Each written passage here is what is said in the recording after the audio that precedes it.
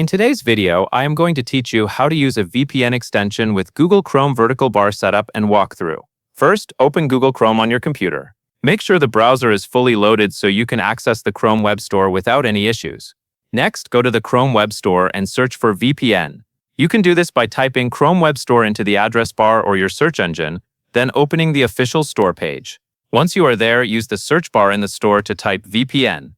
This will bring up a list of available VPN extensions for Chrome. Take a moment to look through the results carefully. When you find the VPN extension you want to use, click Add to Chrome. Chrome will usually show a small pop-up asking you to confirm the installation.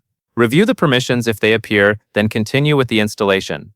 After a few seconds, the extension should be added to your browser. After the extension is installed, click on the extensions icon in Chrome. From there, click Connect. The VPN extension will begin connecting, and once it is active, you should see a status change that confirms you are connected. Some VPN extensions may also let you choose a server location before connecting, but the main action here is simply to open the extension and press Connect. That covers everything you need to know.